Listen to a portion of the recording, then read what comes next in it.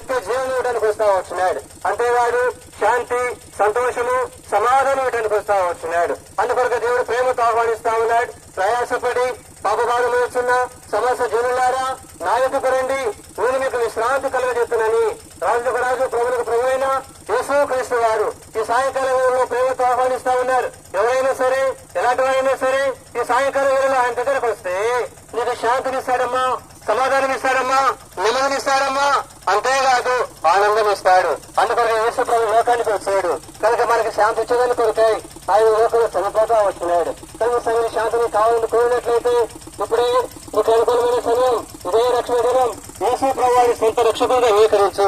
యేసయ్యా నేను కూడా పాపనయ్యా, నా పాపాలు క్షమించని ఒక మాట మీరు పలికినట్లయితే దేవాలయుడు పాపాలు క్షమించడమే కాదు కనుక గొప్ప శాంతి, సంతోషం, సమాధానము నీకు అనుభవించగలడు.